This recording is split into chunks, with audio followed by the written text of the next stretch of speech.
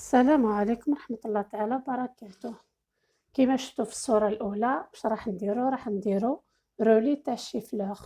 هذا الشيفلوغ حكمت أنايا قطعته كوردات صغار وحطيته في الماء والملح وشوية خل ونخليه مليح يتنحلو كان حشرات كان تغسل ونقيه من شوية ضربات في هذو الماء ومن بعد نفورو بشوية قارص والملح قلنا نزيدو نديرو له شوية ملح.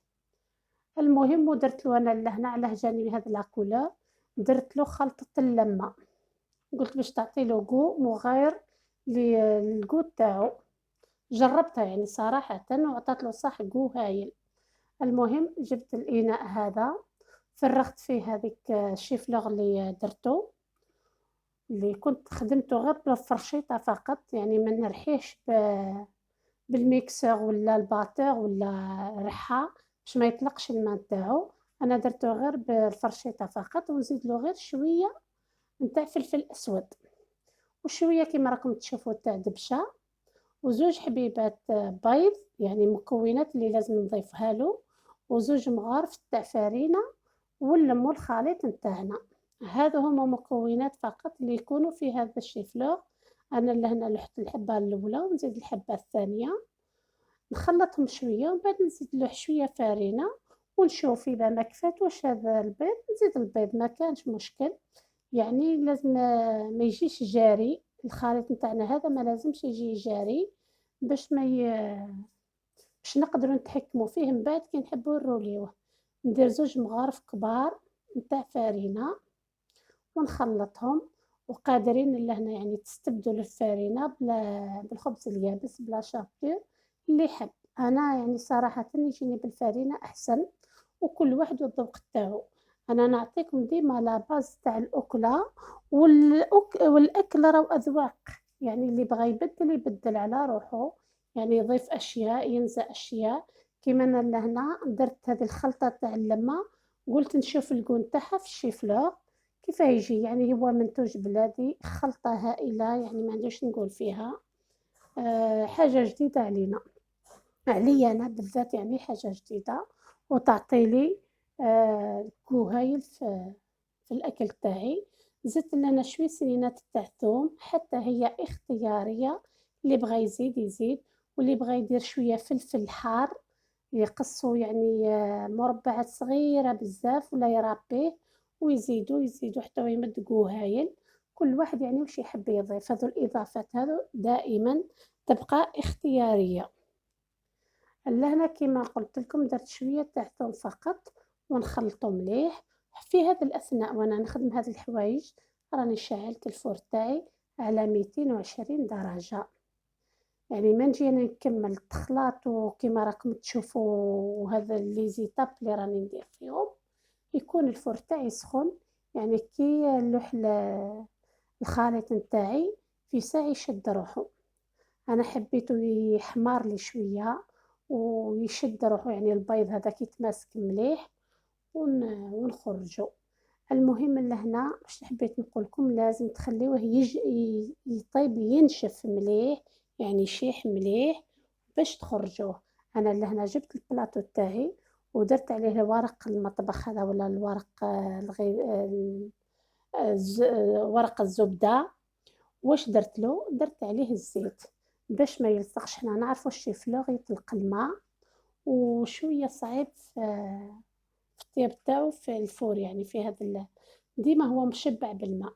المهم انا درت له الزيت كيما راكم تشوفوا ونفرغ الخليط نتاعي ونحاول نسويه، نحاول نديرو على استواء واحد ونديرو رقيق ما نديروش خشين باش يجيني حاجه مليحه ويطيب، يعني ما يبقاش لداخل مايه هكا. نحاول كيفاه نوزعو بالفرشيطة بركة، يعني حاجة مش كبيرة كيما نقولو، نحاول نسقمو كيما راكم تشوفوا فيا كيف راني ندير فيه. كي نسقمو نوزعو على كامل البلاطو ندخلو للفور ونخليه يطيب مليح من التحت. كي نشوفو نشف مليح يعني موش يبس نعاود نشعلو من الفوق نديرلو 5 دقايق فقط يعطي لي واحد اللون ذهبي ونخرجوا. اللي بغا من بعد كي نخرجوا اللي بغا يقلبوا يعني يقلبوا من البلاطو هذا يديروا على ورق واحد ويخدم التحت نتاعو يرجع هو لداخل يدير، واللي يشعلوا الفوق وطيبوا مليح الفوق يعني كيف كيف يعني يجي كيما الفوق كيما التحت. انا لهنا اللوحو يطيب ونروح نخدم الخليط نتاعي اللي واش هو عبارة على واش، على بصلة وعلى صدر تاع الدجاج نديرو مرحي، ولكن أنا ما عنديش اللحم المرحي.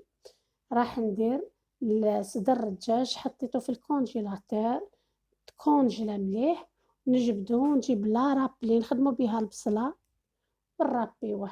يعني هذه الطريقة هذه أنا معتمدتها كي نكون زربانة في ثيابي ولا يجيني ضيف على غفلة ونحب نخدم له، يعني حبيت نخدم لا فيوند هاشي ولا البولي هاشي ندير بهذه الطريقة تاع لاراب. أنا لحت البلاطو تاعي في الفور وجيت لهنا نعطيلكم طريقة آه، كيف راح نخدم الخليط اللي نحطو فوق هذا الشيفلور. هذا الخليط تكون بصلة لي زيبيس كيما شفتوهم دركا اللي عدت ديما نديرهم الآونة الأخيرة، فلفل الحلو والثوم المرحي والكيري تاع الدجاج نضيفو دائما كي نطبخ بالدجاج نضيف هذاك الكيري تاع الدجاج يعطي لي مذاق هائل للدجاج تاعي.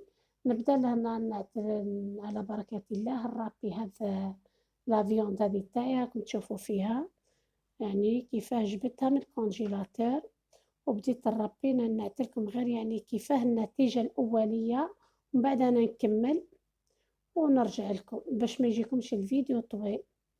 نروح نقليهم مليح ونحطهم يبردوا ومن بعد نخرج هذاك الشيفلوغ تاعي راكم تشوفوا فيه هكاك سخون.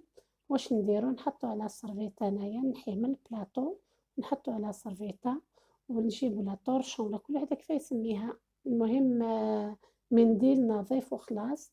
ونجيب انا عندي لهنا الفرماج مثلثات ندهن به سطح الشيفلوغ هذا، ندهن بهذا السطح. واللي ما عندوش هذا الفرماج عنده الرابي يدير رابي، واللي ما عندوش الرابي يحب يدير تاع ساندويتش يدير، واللي يحب يحط الخليط تاع اللحم يعني قادرين تبدلوا صدر تاع الدجاج ديروا اللحم المفروم تبدلوه ومن بعدو تحطوا فوقه الفرماج تاع لي ساندويتش ولا فرماج رابي. يعني كل واحد الطريقة اللي كفاية واش هو اللي بغى يبدا به واش اللي بغى يخليه على الآخر. أنا المهم دائما نقول لكم أنا نعطيكم لا باز تاع الأكلة وكل واحد يضع اللمسة نتاعو فيها. كيما أنا دركا حاطة اللمسة نتاعي فيها، يعني الماكلة هذه كيف يحبوها ولادي أنا نديرها، هذه هي طريقتي المعتمدة فيها. يعني على بالي كان اللي يديرها بلا فيوندا شي كان اللي يدير البيض فايض ويحطه في النص ويروليه عليه، كان اللي يخليه هكا بالفرماج برك ويرولي. كل واحد وطريقته في العمل. أنايا نحب بهذه الطريقة ونحب ندير يعني فيونداشي ولا بولي هاشي كيف كيف. أنا لهنا مادام عندي الصدر تاع الدجاج قلت لي مالا نستغلو في هذه الوصفة. نحاول نوزعو حتى هذا الخليط هذا تاعي نحاول نوزعو فوق هذا الشيفلوغ، يعني نوزعو التوزيع يكون شوية متساوي ونبدا نروليه. كي نروليه نسقدو نحاول نعاود ندخلو للفور ونشعلو غير شوية من الفوق ياخذ واحد اللون أحمر يعني ذهبي باش يجي الشكل تاعو مليح.